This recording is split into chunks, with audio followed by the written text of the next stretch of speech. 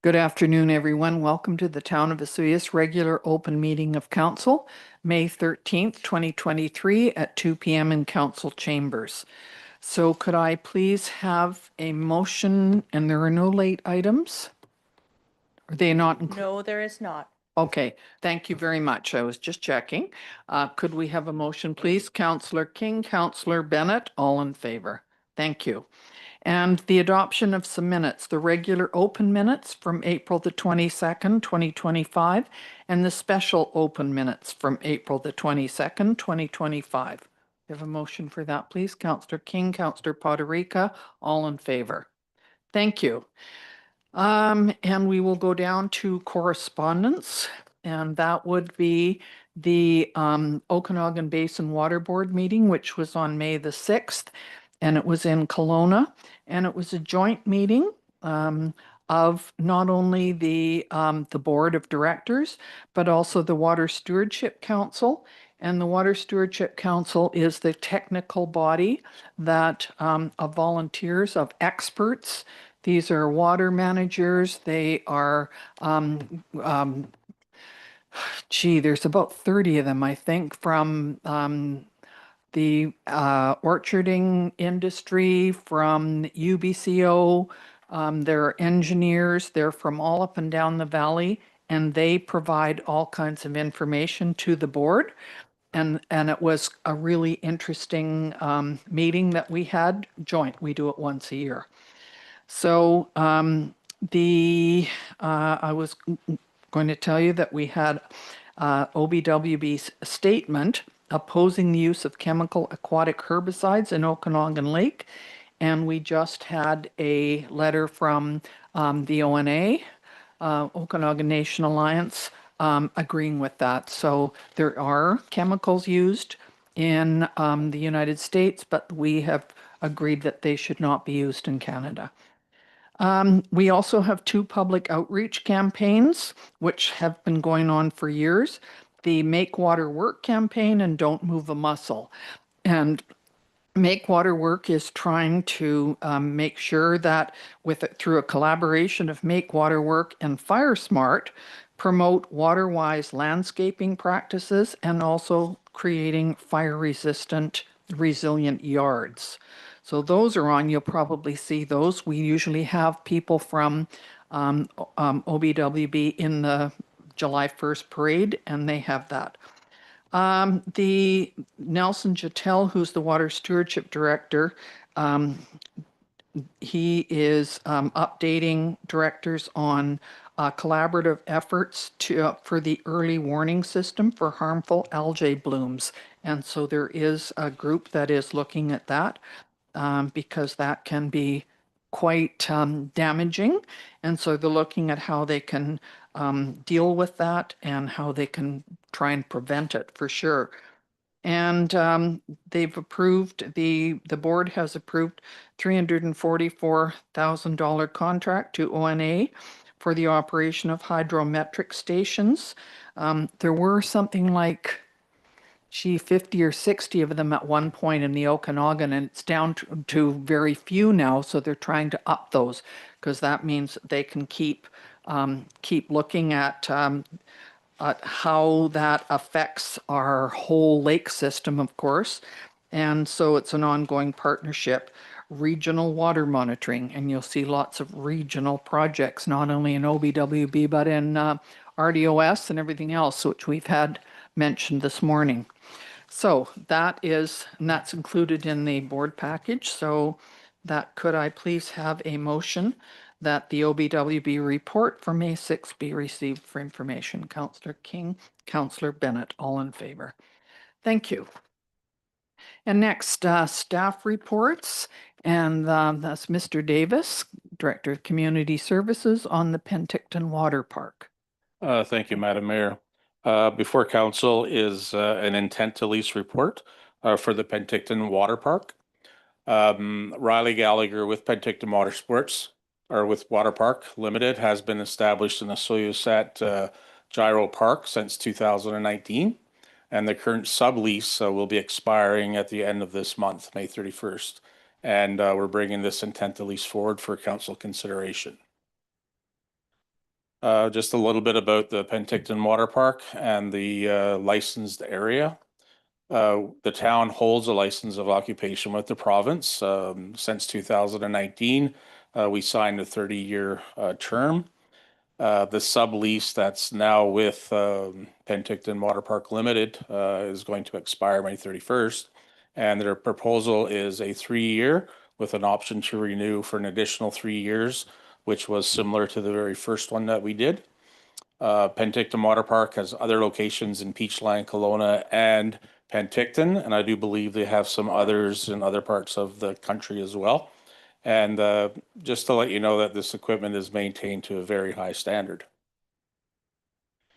One of the good things this year, obviously, and what they've added to their equipment is the MobiMat and the floating chair. And anything to do with accessibility is hits home for us. So it's a really good thing. Before council, obviously, are the 3 options that we move forward in the intent to lease under these circumstances with 10,500 plus 3% for 2025 and an additional 3% annually. Or that council approves an intent to lease at a different rate and term for Penticton Water Park Limited, or that the council does not approve an intent to lease at this time. And the recommendation before council is the very first one. Thank you very much, Mr. Davis. Go ahead, Director Bennett. Councillor Bennett. Thank you, Mayor. I move option 1. Thank you. Is there a seconder? Councillor Poderica. Any questions? Yeah, one question. If something drastic come up, can we get out of this lease quite easily? For some reason, my mic died then. I didn't touch it. It's going to be one of that, eh? Oh, thank you.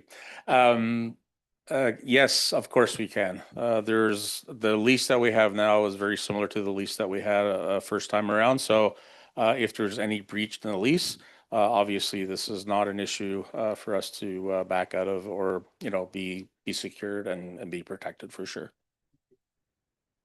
Thank you. And they've been very good tenants, and I think there's a lot of people have enjoyed using that. So I'm glad that this is going forward.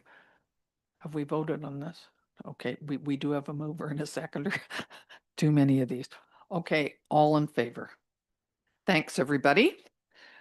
Okay, next, our Director of Operational Services, Mr. Madsen, is going to talk about reallocation of equipment capital funds. Go ahead, please, Mr. Madsen. Thank you, Your Worship. So yeah, as it has in the report there, I've had a chance to assess where we currently kind of sit with our fleet overall, as well as what we have in the budget for this year's capital program. What I'm proposing in this is to take basically the replacement front mount mower that we had budgeted at $70,000, defer that into future years. We have other equipment that will still keep the mowing of the parks ongoing for that time. And the price came in for our replacement backhoe at $70,000 savings. That includes trade-in value. And as a side note with that, typically when you get a trade-in value, that would go back into the equipment reserve. But because it's a trade-in, it just kind of reduces the overall that we're spending there. And take those 2 amounts of money, put them together to purchase a wheel loader that will help the crew basically be able to move aggregates and other material around the yard and around town as needed. We do have a pricing from that, which is just under that at about $130,000 from Canoe. And this will essentially right size our fleet a little bit. It's not uncommon for public works departments to have wheel loaders, and we don't really have any. So it also can help with clearing snow in cul-de-sacs and stuff like that. So. Good, thank you. Does anybody have any questions about this? And it's within the budget, so we're not asking for an addition to that. Would anybody like to make a motion, please, the recommended motion? Councillor Chong? Seconder?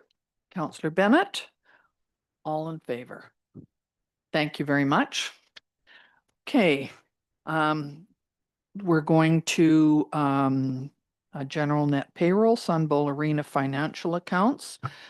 So as of May 13th, 2023, general cash requirements of $1,597,514.85.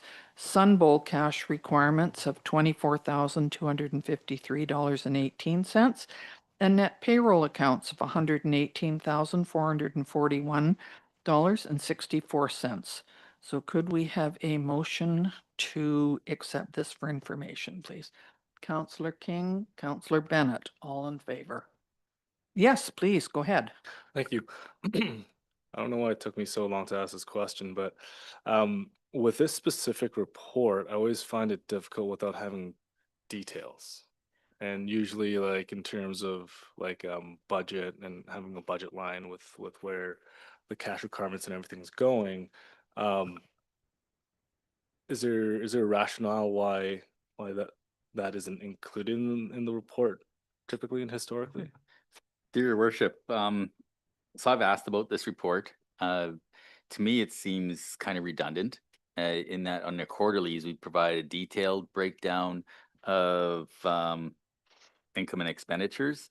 So one of the things we were going to bring up at our next quarterly is to ask council if they choose to remove this, because I 100% agree with you, Councilor Chong, in that this doesn't really provide anybody with anything. And we checked into whether it was a legal requirement, and it's not. So I really don't understand the history as to why this is here, because especially now, moving to the quarterlies, which were implemented about 3 or 4 years ago, all the detail is there.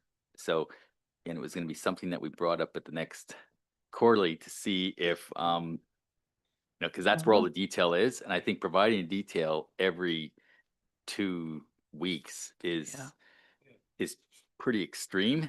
So I mean, if so, I'm in agreement with Councilor Chong in a way that, me personally, I think this is kind of redundant compared to what happens quarterly. I think it really, my recommendation is to actually remove these updates and deal with them during our quarterly reviews when a detailed financial sheet is given to council. No, yeah, it just seems like we're just going through the motions, pun intended. And but no, looking forward to hearing in the quarterlies. Can that motion be brought forward now, or if you'd like? Absolutely can. This is That- killing that- paper. Okay. I've never really understood.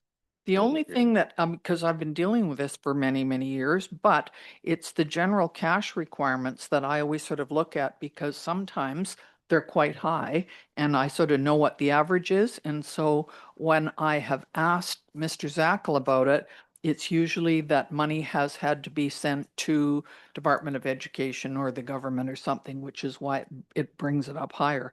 But the other two are fairly standard. You're I quite think- right.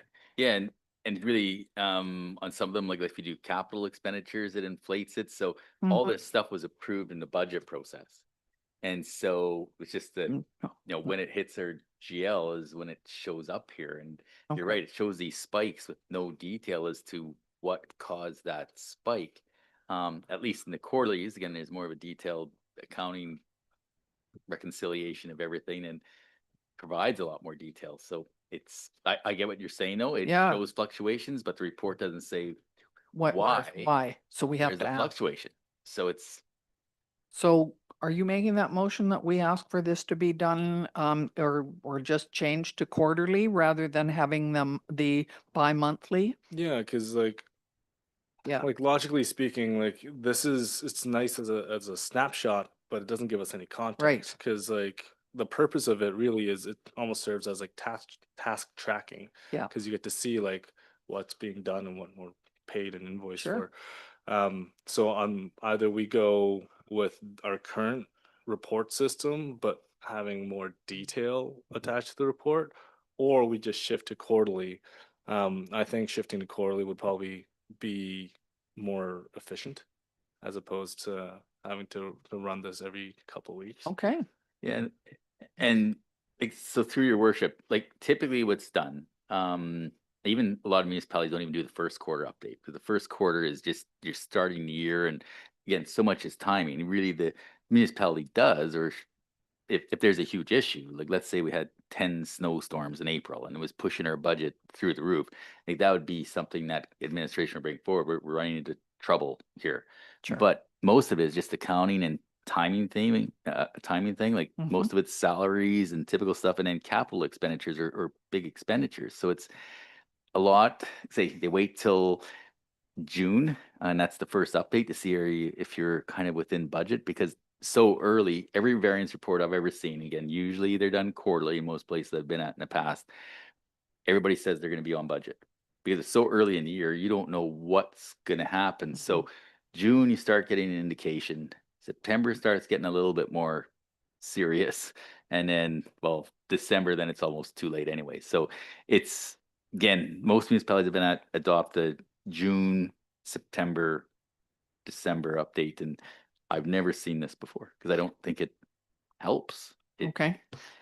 We just always had it. That's why I never questioned And why. there's also the water one. I think that's a similar thing. It Well- doesn't show anything. The water district, those financials do show because they show what is included. And I think that was our water counselors asked for that. Am I correct? And that's why, yeah. Okay. So that I think is all right, because that is probably, yeah. So do you have enough information here? Do you need us to? No, we're just gonna, to make sure. Yes, please. Motion would be great. So Move that we, we, oh, you're gonna need to help me. we've with the got one. language. So Okay, that excellent. council direct administration to remove the general Sunbolt and payroll cash requirement report from the regular open meeting and change it to the quarterly reports.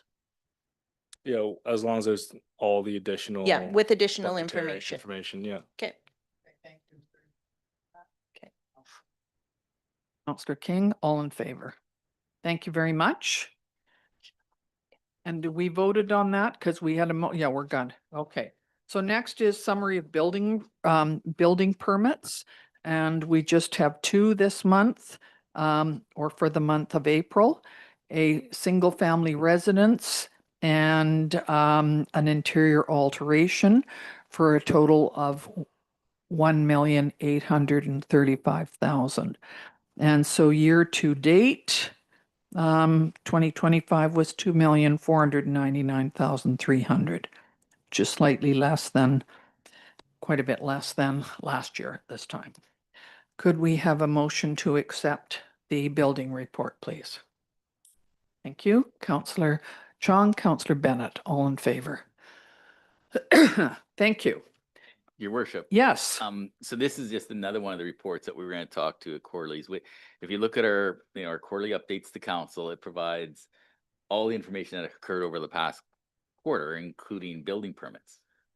Sometimes I think this is interesting just from the perspective of it shows you where we're at kind of monthly, but sometimes it's again misleading because you have one permit that's a high value and you look at year over year and you go, well, this is really different. When you take a longer snapshot, it maybe puts it more into perspective as to where we're at from a quarter to quarter. And it's a council decision, but the information is duplicated in our quarterly council update. So it's just. I agree. I just think it's interesting to see who's building what and how much the cost is, because it seems to go up all the time. That's one of the things. But yeah, okay, maybe we could look at this one as well, as long as that information is included at some point in case we are asked. Does that make sense? We'll leave it up to you. Or do you want to I think we need a motion. go ahead? Do you want to make a motion? Sure. That we not but we need to include this information somewhere, just not. In the quarterly. Okay, make sure reports. it's in the quarterly reports then. Yeah. Okay, Perfect. so is there a seconder for that one? Councillor Bennett, all in favor? Thank you. Okay, next we will look at bylaws, building code administration amendment bylaw, considering a first three readings. Mr. Risling. Thank you, Your Worship. council knows, we're continually updating bylaws and in an effort of making things transparent and making things easier to administer. And this is no different than those changes that we've done in the past. So again, this bylaw is just doing some, I'd call them clarification on various aspects. And so administration is requesting that the bylaw be read a first, second, and third time. Is there any more information that is needed in order to do this? Is there something specific that we need clarification on? Looks like swimming pool permit fees is one of them. Am I correct? Yeah, so so swimming pools, for example, is something that people have brought up as to what we've always, as a practice, levied a $750 fee, and it was how we interpreted the bylaw. And people have questioned, well, why is that? But it's just something we've always done. So now we're just making it, we're clarifying the bylaw. So when people go to it, they can say, no, there it is. It's black and white. So again, that has been our practice basically forever to charge that fee. So this is like no change from what's been going on. It's just clarifying for the public to see, here it is. Okay. Council, any questions? Or is someone willing to do the recommended motion that this amendment bylaw be read a first, second, and third time? Councillor King? Thank you. Is there a seconder? Councillor Bennett? And no other questions? Okay, all in favor? Thank you very much. And so next is the tax rate bylaw. I believe that the tax rate bylaw, which was first, second, and third reading, was on April the 22nd, 2025, and we are now looking for a motion to adopt. Anybody willing to do that? Councillor Poderica? And is there a seconder? Nobody wants to second that. Councillor Chung is seconding that. Okay. And it's been dealt with before, so it's just a matter of adopting this bylaw. All in favor? Thank you. Next one is the Waste Management Services and Regulations bylaw. And we are looking at that also was given first, second, and third reading on April the 22nd, 2025, and we are now looking for adoption on that one. Thank you, Councillor Chong, Councillor Bennett, all in favor. Thank you. And next is the Water District Rates Regulation bylaw. And water conservation and staging. Those are two separate bylaws? Am I correct? They can go together, Mayor. Okay, they can go together. And where is that one? And that is also those were done on April the 22nd. First, second, and third time, and we're looking for adoption. Thank you. Councillor Bennett, Councillor Chong, sorry. I just have a question. Absolutely, go ahead. Do we deal with two people that came to council this morning asking for changes in this? Mm. these Could you allegations? clarify that for sure? So, through your worship to Councillor Bennett, it is up to council's decision to put a recommendation forth if they would like administration to proceed with any kind of exemption. Last year when we did this, we did have a motion originally that advised administration to work with Solvita, and then it came back to the the June 25th meeting with what administration had come to an agreement with Solvita and Casa del Lago about. So it's up to council on how they would like to proceed with this, if they'd like to, how they would like to proceed with the exemption, if they want to move forward or not. It would be a council resolution that we would need to move forward with. My question would be, is this the time we do that? It could Good. be after we're done with this bylaw, then you guys can, council can decide what they'd like to move forward and we can put in whatever requests that you guys decide. Okay. Vote on this first? Yeah, and because then this we is can- separate. This is just the bylaw going forward with the new zones. And then after that, you guys can discuss the exemption portion that was brought to council or the committee of the whole this morning. So it's been moved and seconded. No, second. Second, you're seconding it? Thank you. All in favor? Thank you. Okay. Now do we stop and deal with that? If Yeah, there's two bylaws, which Yeah. you've done. We've done them together. So, so now it's up to council's direction on how they'd like to proceed with the requests from this morning. I just need, sorry. Go ahead Thank you, Madam. first. I guess I need a little clarity because those things aren't on the agenda. They weren't brought forward from this morning. So can we really discuss them now? So because they are, they're to deal with the water, they were at the committee of the whole, there was no motion made. It is up to council to provide direction on if they would like us to administration to move forward. So even if you wanted administration to look into this again, or how does council feel, it would be, we would need a motion from you providing that direction. So at this time, you can provide that direction so we can move forward with it. Now that this bylaw has passed, the zones have changed and the watering days have changed as well. So So what we could do is now ask for clarification, ask for staff to do something, or we could make a motion right now. Okay.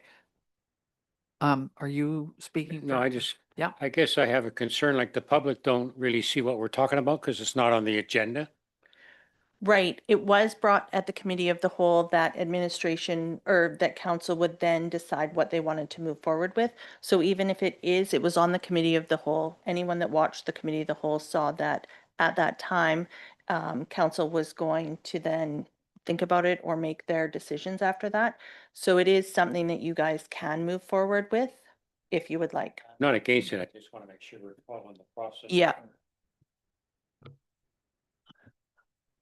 Okay, so are we Yep. going to do? Are- It's, You're next, Counselor. Tom. Would it just be better to finish off with 0.5 and then we can do this during reports of committee and Cal? absolutely, if you would like. Wow. It's, yeah. The last council's amendment direction bylaw? right now, yeah. Sure. Yeah, You can that's- even wait till the next meeting if you'd like, and we could put it on the agenda for that if you would like. I So, just but- think in terms of procedure, Mhm. if we just put this topic into reports of committees and Cal, committee of the whole, at least kind of compartmentalizes it, and then we can finish off with the off-street parking regulations bylaw. first. Absolutely.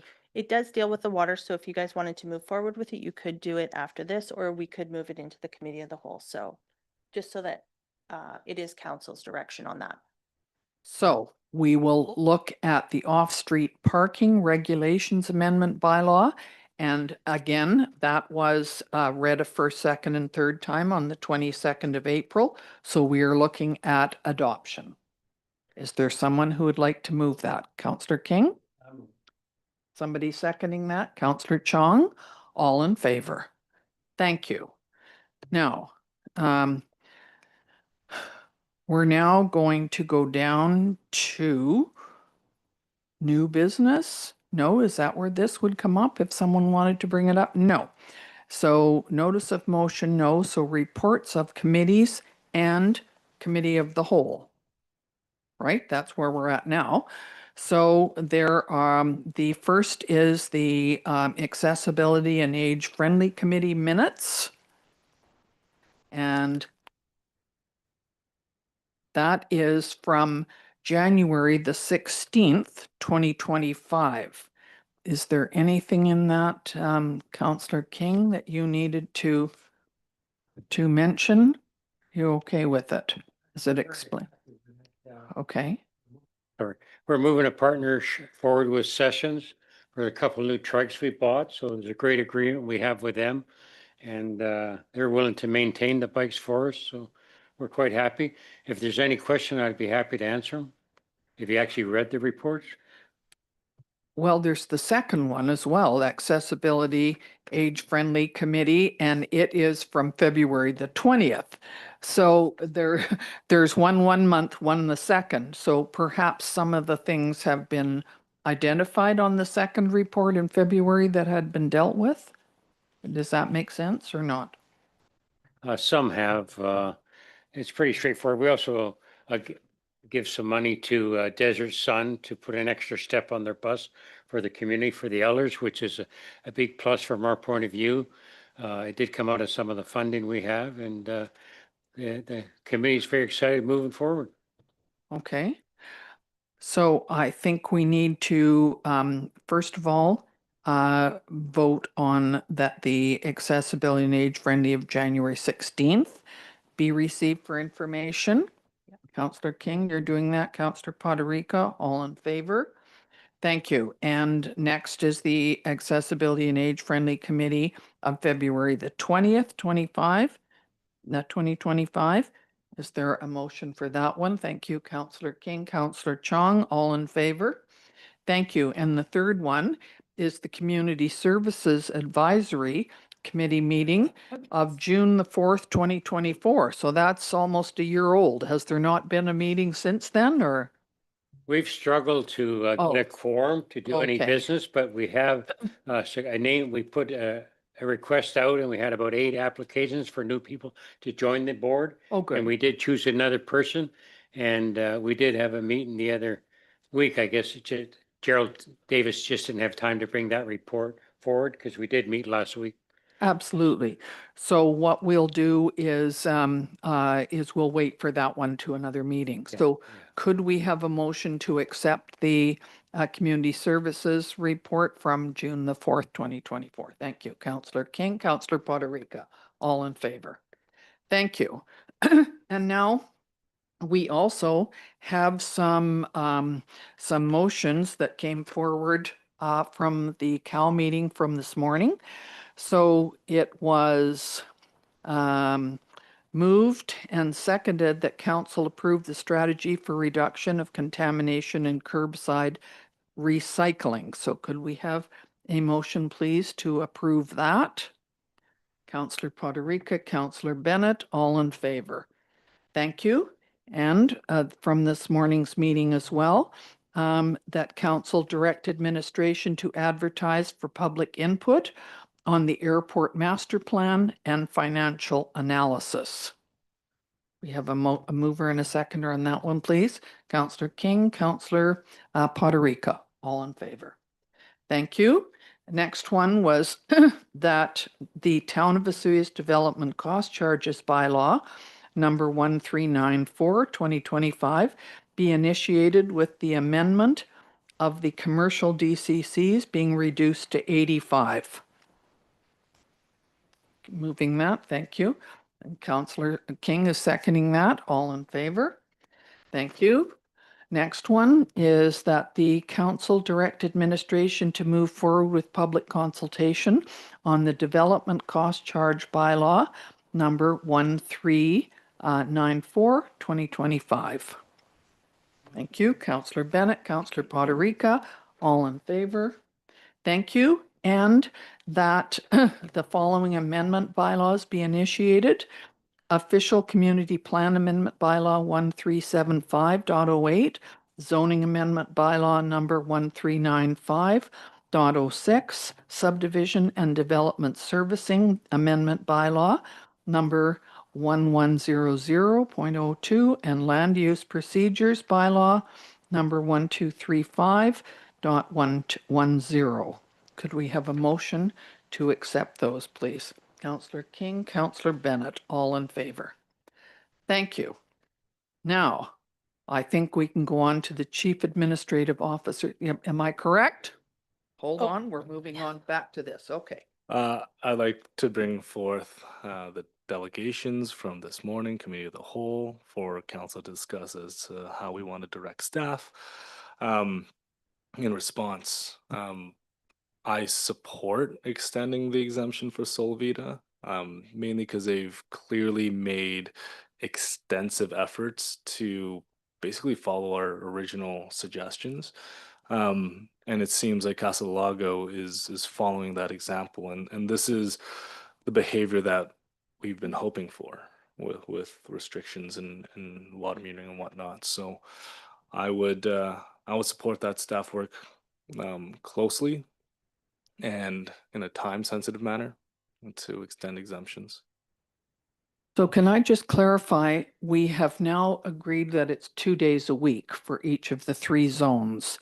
So does that affect, because I'm not sure that they had talked about that when they were, go So, ahead, please. Yeah, so your worship, just for clarity, so there's a couple things that occur. So they're changing the odd even address system to a 3-zone process. Right now, we're still on 3 days a week. We have communicated to the public that moving June 1st, we're going to move to the 2 days a week. We want to give people some transitionary time to adjust their sprinklers, that type of thing. And right now our reservoirs aren't doing too bad. And so we should be able to make it to June on the existing system. So again, we're going to be doing some advertising here to move to 2 days a week. What transpired last year, several motions were made forward for a couple properties, and basically was worded in a way that whatever stage we're on, we just extended the hours for those 2 or 3 properties. So it was fluid based on what stage we're at. If we move to stage 4, well, we're still not going to allow those properties to do 2 days a week. Like they'd have to move down to the 0. Or if we were still in 3 days a week, they'd still be 3 days a week, but extended hours, or in essence, giving them the same, let's say, opportunity to water their lawns as anybody else. I think it was felt council, I believe, and believe that because they had so much more grass, it's tougher to actually all pieces of their lawn to actually receive 15 minutes worth of watering. And that's what we heard again this morning. So basically council is just extending the time for these properties to basically give them, I call it, equal opportunity to water lawns compared to other properties. So does that make sense? So it's basically sticking in line with everybody else. If we go from 3 days to 2 days, they still get the same treatment. And so this morning we heard a couple things. I think the request originally started going for an extra 60 days for plants, but I think in the end we heard they wanted the same treatment as last year. And so I think we have that motion here for council's consideration. So the motion would be that for both of those, Solvita and Casa del Lago, that they would be on the same schedule as everybody else, but allow watering up to 6 hours versus 4. Am I correct in that? So your worship, this was last year's motion, just for clarification. So that council approved the watering exemption for the property at 7200 Cottonwood Drive, allowing the strata to water their 3 zones as follows for 2024. Water restrictions for watering 3 days a week. This allows the strata to use each sprinkler head to a maximum of 3 days per week. Water restrictions for watering 2 days a week. This allows the strata to use each sprinkler head to a maximum of 2 days per week. And water restrictions for watering 1 day a week. This allows the strata to use each sprinkler head to a maximum of 1 day per week. And that the schedule for the use of the sprinkler heads at 7200 Cottonwood Drive be approved by administration, and that any violations or abuse of the schedule, the agreement will be null and void. So this allowed them to, because the concern last year was that they weren't on the time that they were allowed, the 4 hours, they weren't, all of the sprinklers weren't turning on in that timeline. So this allowed them to still water on the same schedule as everyone else, but it allowed them to extend that watering time so that all their zones and all their sprinkler heads still watered 2 days a week or whatever stage we were at. So it does not, in most everybody else is at 4 hours during that time. Theirs is not just 6 hours. It would be extended to making sure that all their zones were covered twice a week on the same day as everybody else. Is that correct? Yes, and we also, in 2024, split their watering days so that they weren't on the same days that the odd numbers were and the even numbers were, so that we tried to move the water flow. We tried to spread it out so that our reservoirs weren't draining because they were an odd number or something. So Well, I'm not quite sure how this is going to work then. Can you explain? Is it going to be more than 2 days a week? Do you understand it? Go ahead. So essentially, if you do the math and the flow rate of everything, it is essentially equal. But because they have limitations with their zone and zones and controls, they can't reach that saturation period in the amount of time that we allot them.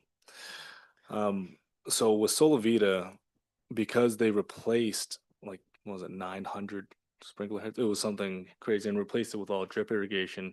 Their flow rate's going to be already significantly reduced. So really, we're extending the exemption so that their new plants have enough water so that they can develop their root systems. Now with Casa Lago, they were built around the same time. I know Casa Lago is a little older, if I recall correctly. But it's running into the same issue with not having maximum saturation, but they're going to shift, probably going to look exactly the same as Solavita because C3 is doing the same project. So this just allows them to prevent further death this year, while they transition into more xeriscaping and more efficient watering and climate appropriate plants. And I totally understand that. I'm just wondering for somebody else looking at this and wondering what's going on. Can it be done in 6 hours or is it spread over more days? Because from the public's point of view, I think they should actually understand how this is different from what they're being asked to do. I think you got to really understand, the public's got to understand, they're not asking to use more water because they put drippers in instead of sprayers. They just want more time to get all their property covered. So it's really not asking for more water usage. And I think that's what the people got to understand. I totally understand that, but it is more time and it's more watering at times when other people aren't. That's the only thing. I just want to make sure that that's clear because we don't want to be having people come to us and saying, why are they allowed to do it? So we need to be clear on that. This is where my understanding is it becomes a lot more case by case because every water system is different. So what the allotments worked for Solavita may not work perfectly for Casa Lago, which is where I think that was a challenge we ran into, and ops worked directly with Solavita to determine a good schedule that would work without also draining reservoirs. But so I think this is going to be a case where we direct staff to do their best job. And I agree. So can we ask staff and operations to come up with something that is going to be effective, deal with the concerns, and also be transparent with everybody else? So, Your Worship, I believe so. I think at the end of the day, most people keep their sprinklers on 15 or 20 minutes for that sprinkler head. And that's what we were trying to accomplish here, because there's only so much water that can come in from the pipe. They can only do 1,000 or 500 square feet at a time. And the problem, because they have so much acreage, it takes too long to go through the zone. So what we're attempting to do is allow them, let's just say that 15 minutes per section of grass after June 1st, twice a week. So it's basically the same amount of water in theory for their grass as anybody else. Not more, although they've got longer to run their sprinkler system. Their little sections of grass get the same amount of water as everybody else. That kind of makes I sense. totally understand it. I just But- think it's easier for me to understand it and us to understand it than it is for others. So we So need you're- to be careful how it's presented, that think information. You're correct, Mayor, and we did get complaints from other property owners seeing sprinklers run when everybody else had to shut off, and so it was one of the things we had to explain. I think one of the positives, as council's aware and the public's aware, we're implementing meter systems, and this will help quite a bit. And if there were those that were violating things, we're going to be able to track that better. So I think there's some mechanisms right now, or I guess you're under the honor system to some degree. I mean, we do have bylaw officers going out in evenings to ensure that people are following things. People do call us when they see violations, and we attempt to address them as good as we possibly can. And we do issue tickets with the water meter system. I don't know, probably 80% in place right now. We'll definitely be able to tell water usage. So I think we've got more tools now to assist us.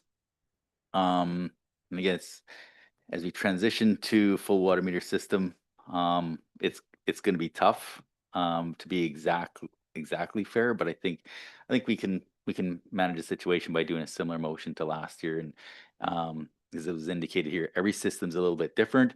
Maybe their pipes are only a 1/4 inch versus a 1/2 inch and can't go as far. And so it's looking at those intricacies of each irrigation system and trying to be fair. Thank you. Now, a motion has been made. Did you want to have a question before? I Yeah. just want to second the motion and Oh. I think Okay. everybody understands it now. I'm ready to vote on it. Okay, yeah, not a problem. So you've seconded it. All in favor? Thank you. All right, that's carried. I'm sure she did. So now we are going to move on to Chief Administrative Officer's report.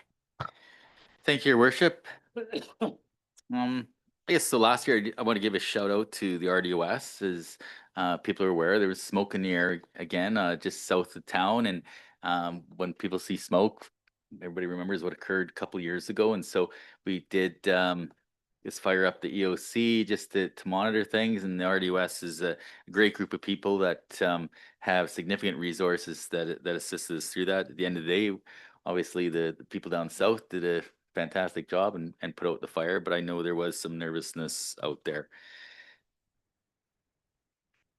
The things that are going on, I just want to give maybe a little bit of a heads up. We're going to be putting up community signage in a couple locations in the community, and the intent of this, so first of all, those signs are being purchased through grant money, RMI money, so we're not utilizing property tax dollars. These are grant funds that are must be dedicated to like recreation tourism type things. So on these signs, that's where we're hoping to advertise all the events, you know, the Cherry Fiesta, the Halloween Howl, all these types of things that are occurring out there. So when tourists and residents are walking around, they can actually look at these boards and see what's coming up and hopefully draw more tourism to our community to support our local businesses. So those are going up in a few locations in town, down by Cottonwood on Pioneer Walkway, hopefully even on the plaza. So you might see some of these signs come up. And what we're also going to allow is, so a couple of these places are going to be just for kind of RMI and event type things, but we are going to also provide an opportunity for people to put their garage sale signs or their free kittens, that type of thing. So the whole intent here is to reduce a lot of the signage that goes onto our light standards and that type of thing. So we're going to start focusing people to use these community boards for a lot of this advertising. So it's kind of a one-stop shop for people if they want to see where all the garage sales are and that type of thing, while reducing a lot of signage in places that really not supposed to. May 4th was Star Wars Skate. TGIF movie night was occurred on May 9th. Pop-up roller rink is planned for May 24th. There's the volunteer appreciation luncheon, I think tomorrow for people. So those that got their submissions in, We'll see you at your special event tomorrow, and thank you again to all other volunteers. Work has started in the pickleball tennis courts with regards to the windscreen that was damaged. Chain link fence backstops at Desert Park were completed. Spring Festival, May 17th and 18th at Gyro Park. Farmers Market is underway. I think they've had 2 already. Spring Go by Bike Week is from May 31st to June 6th. So there's an event going on with that. We have the automated cart letters. So most people should be receiving a letter in the mail. I just want to do another plug on that. Basically, if you're happy with the standard package, and you're not renting any carts or have anything else, most people should they won't have to do anything. If they're happy with that standard package, great. If you're renting carts from Waste Collections right now, or actually have carts that are the same or very similar to the ones that are in the standard cart package, meaning 120 or 240 liters and have the metal bars on them, you could potentially sell them to the town. That would be incorporated into inventory. So it's a lot of detail there. There's a lot of FAQs on our site. I think it's just important that most people will just want the standard package, and you don't have to send in the form. If we receive no form, you'll be getting that standard package. Other things are the second quarterly utility billing, and as of today, council passed the tax rate bylaw. Property taxes will be mailed out soon. We want to mail them out as soon as possible because of the potential pending postal strike. So we just want to remind people to, if there is a postal strike, you still got to pay your tax bills and utility bills. So we're mailing them out as soon as we can. So you may want to pay them sooner rather than later, rather than using the mail system. And fire department, again, they're training, a great group of people. They participated in some water rescue courses and trained in some, I don't even know what this is, but bump and runs, which is wildfire training. And as far as new businesses, the Quirky Quail Artisan Collective and a change of address for Lowther Electric. From operational services, several water repairs have been going on lately. On a positive front, I think people have seen a lot of capital projects, and some of them are being completed and some are just getting started. So the Highway 3 water main project is completed. On 74th and Loon, that's nearing completion. We also completed the radon remediation within Town Hall. Repairs at the Desert Marina Boat Launch have been completed. Again, this is a temporary fix. We're hoping to do a more permanent fix next year. And yeah, I think that's about it. Thank you. Thank you very much, Mr. Risling. Could we have a motion, please, to accept the CAO report? Councillor Chong, Councillor Bennett, all in favor. Thank you. We'll go on to council reports. Councillor Poderica, you're first. Thank you, Your Worship. Not much to report other than I started my holidays off with really good sunburn. So obviously it was a little warmer there than it was here. Did return though just in time for Silga. Majority council was there for 4 days last 2 weeks ago, yes now. Always good to get out in some of our other communities within the region. One of those events I always look forward to is going out and seeing different unique employers and businesses. And this year actually was Bartman Concrete, which does a lot of custom pavers for a lot of construction projects throughout Western Canada. They started back in Steinbach, but a really cool facility tour. They've been in operation merit for the last 3 years and really built up. The technology in there is incredible. I think they said there's only 2 other concrete plants in North America that achieve a higher level of technology and infrastructure than theirs does. It's pretty quick, pretty cool to see how quickly they can transform their product and get out to market and, the employment they've been able to provide in their community. But overall, Silga was a great opportunity again with other municipalities. I won't highlight everything because I know most of you have any reports, but some really good presenters, some really good speakers, and just a really good opportunity for us. Did return and come back, and then last week we did have both Global News and CTV doing their morning hits. I think one of them's rolling out this week with Global. They were doing their editing, but they do a really good job coming out to the community once or twice a year. I know one of them is filming for their fall segment as well to cover a lot of our tourism operators and local businesses. I know they were at a couple wineries and restaurants. I think they were back at the distillery. Just to really get out there and show what OCS does best. And it's always great to have them provide that support and to their viewers every year. So on that, that's my report. Thank you. Councillor King. Yeah, thank you, Madam Mayor. Along with Mayor and a couple of councils did attend SILGA, which is the Southern Interior League Legislative Government, local government. Sat through 34 resolutions. That's kind of interesting, but dry, but kind of exciting. I think the more important thing, though, when you go to these events was being able to talk to other council and mayors from other towns, and you kind of find out the same issues. A lot of it is around water and sewer. So we're kind of packed into the one group. And then when you hear everybody in their provinces lobbying government or federal government for funding, you know why you get so little. With that, on last Tuesday, I volunteered at McDonald's when they have their fun day to raise money for their Ronald McDonald House. It was kind of interesting to get a tour through the back and see the operation. And also that day attended the Community Service Committee here locally, and hopefully it brings some new ideas forward. That's my report. Good, thank you. Councillor Bennett. Thank you, Madam Mayor. Also attended SILGA convention and attended a bunch of presentations and sat through the resolutions with Councillor King and Councillor Puerto Rica and the mayor. Then on May 5th, went to Trails meeting, introduced a couple of new directors from Okanagan Falls. Welcome Connie and Paul White. They're going to be sitting on the advocacy group. And May 7th, met with Mark Kosh, the managing director, Community Environmental Services at RDOS regarding the bike trails. And I know we have a couple gentlemen here that want to get going, so I'll make it short. Just want to say it's pretty exciting tonight at 6 o'clock. Spokane Chiefs play the WHL playoffs against the so anyway, the Medicine Hat Tigers, and you can watch the Leon Ruck and Marcus Ruck play for Medicine Hat, our local boys. So 6 o'clock tonight. That's my report. Thank you very much. And Councillor Chung. Thank you.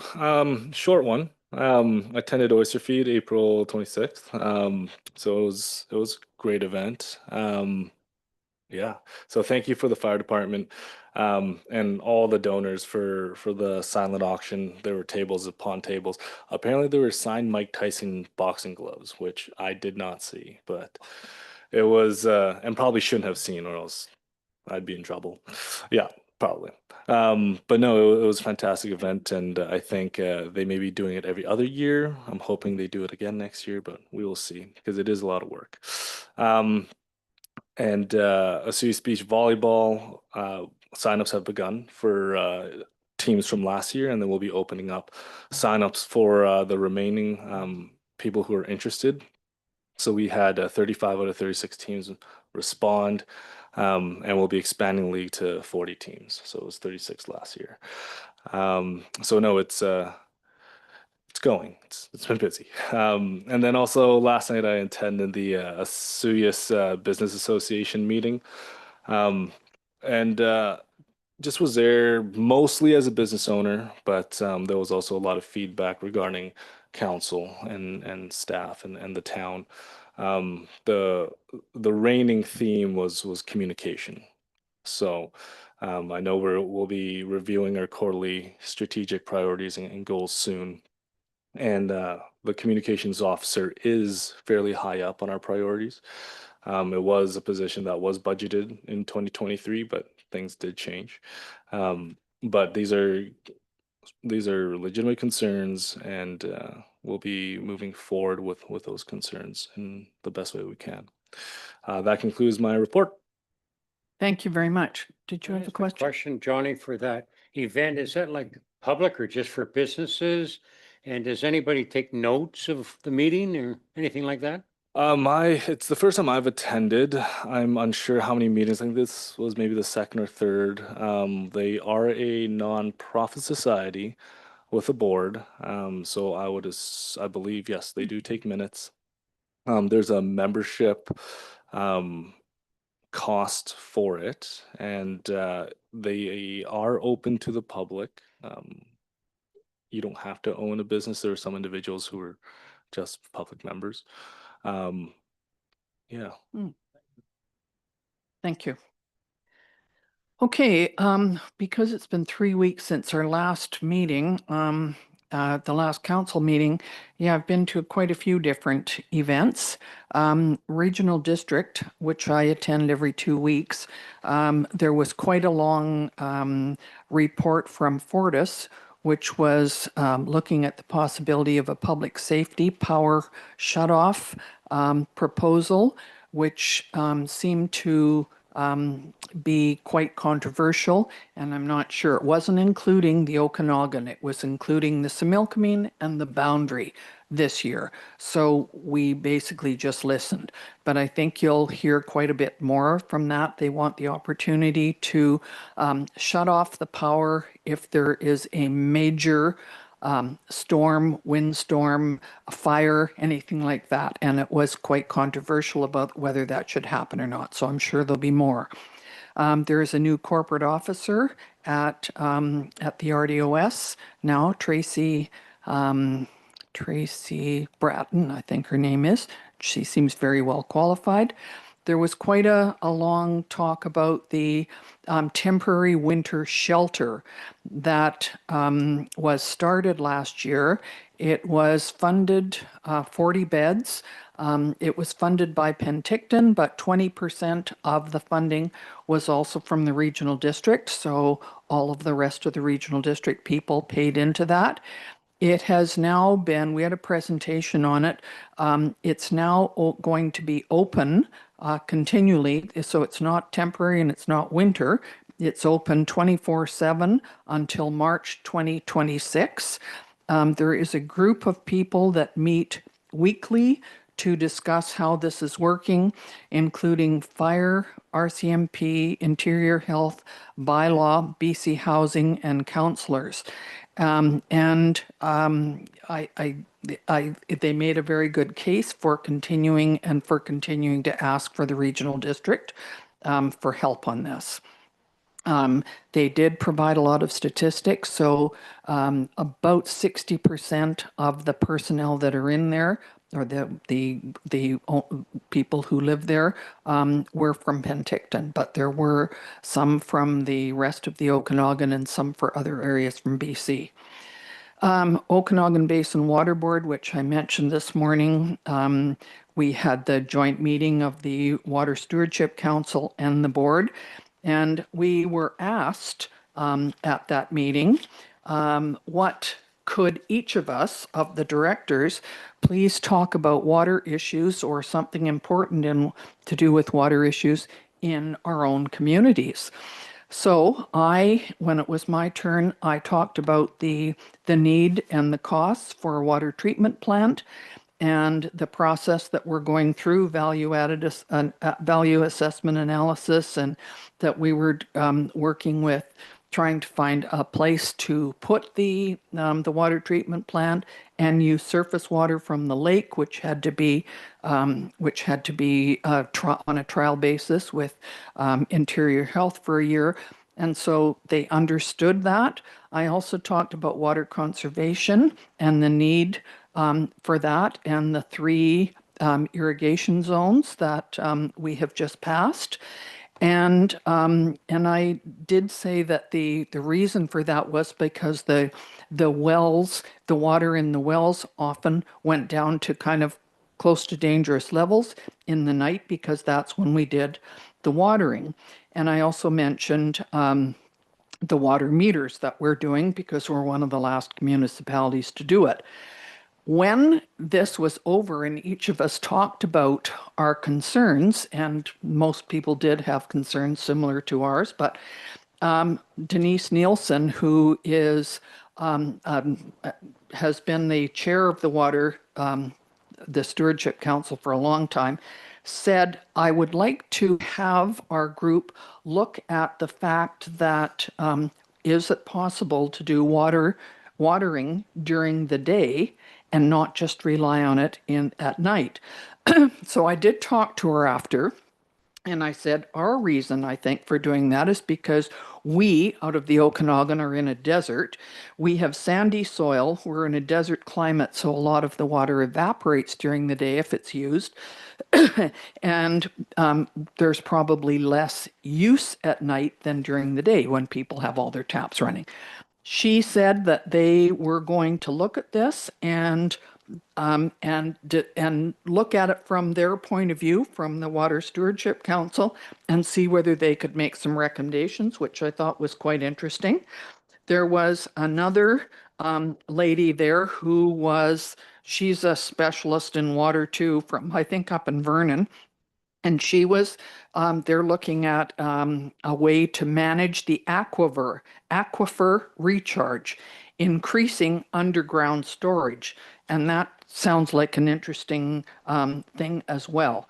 So they heard all of our concerns, and I think we'll hear more from the council on how to deal with them. I was also in West Kelowna on April the 24th. At the collaborative leadership table, which we had agreed that we would support. This is the mayors, chairs, and chiefs of all of the communities from Spellmachine down to the border, and over in the Similkameen as well. The terms of reference that we had, and had been updated because this was our 5th meeting, was unanimously voted on. So we will continue moving forward with this. And our next meeting, I know, is, I think it's not until actually November, but it's going to be at Lower Similkameen Hall.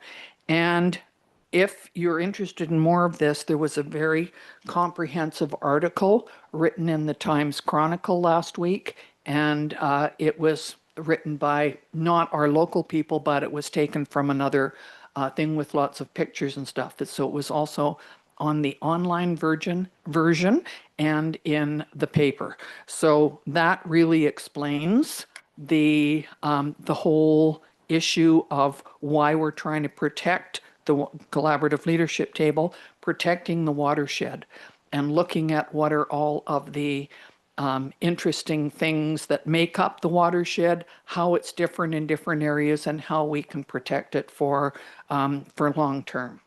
So that was interesting. I was also on the International Osoyoos Lake Border Control a couple of times. The lake level right now is at 911.75 feet, or it was 2 days ago. And the condition 7, which is normal, means that in the summer it goes from 910 to 912.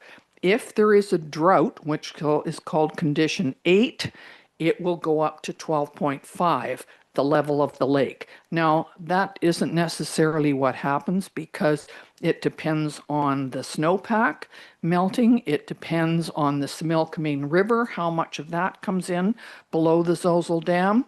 It depends on the amount of rainfall. And so there's a whole bunch of different conditions. But right now, because of the concerns, those of us on the board meet sometimes every 2 weeks, every month to check and make sure where we're at. And condition 10, which we looked at last year, was when there was a drought, but the board didn't, or not the people on the board locally, but the other people in all over Canada and the United States didn't believe we should be in a drought situation because there's 3 criteria that make up this. It's kind of complicated. And so we pushed for it, and there can be a temporary deviation from the prescribed rules and levels. And we pushed for it last year and got it to try and make sure that we don't have floods, which sometimes we can't control, and we don't have too little water. And so the dam operator in Penticton and the dam operator at Zozel work together continually to try and make an equal balance. So four of us were at Silga for 4 days, Southern Interior Local Government Association in Merritt. We had a couple of very interesting presentations from lawyers, Don Lidstone on regional district legislative reform, and Fulton and Company, freedom of speech versus protecting staff and a safe workplace. So those were quite interesting. And our resolution that we put forward last year on personal and defamatory attacks on local government leaders and staff was passed last year, but it wasn't passed by UBCM. So we brought it up again this year and spoke to it, and it was passed again. So, and the last one, I think that's on my list, is the Highway 3 Coalition. And that is the mayors and chairs from Hope along Highway 3 to the Alberta border. We even have some people in Alberta that join the meeting. And so we do have meetings with MOTT, which used to be MOTI, MODI. It's now called Ministry of Transportation and Transit. And we will meet again in UBCM, and we tell Ministry of Transportation all the concerns that we have on the roads. And I forgot one more, and that was on the North Beach slide. So MOTT had a Zoom meeting with a bunch of us one day, and we talked about the slide just north of Summerland, and that slide is, of course, being dealt with. As you know, that there are times when it's shut down, and during the winter, they didn't have as many delays.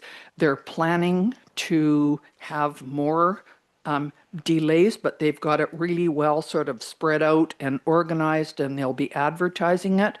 And for the summer, from June 15th to the September 15th. And so that will be available for people to make sure that when they go through Summerland up to Peachland, that they have that information.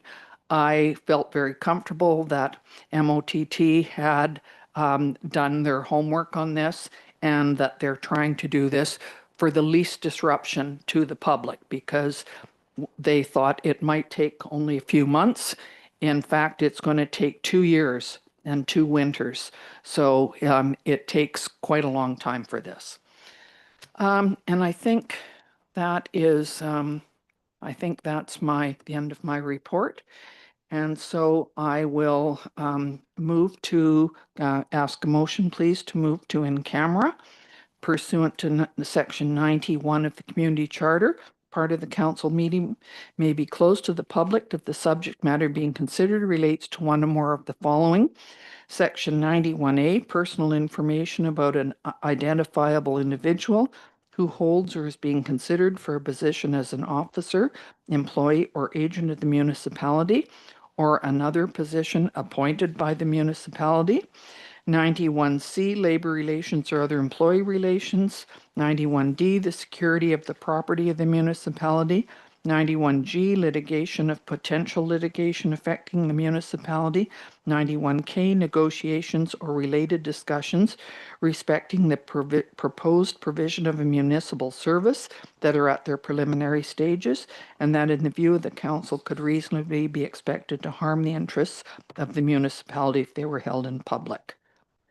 Could I have, thank you, moved, seconded,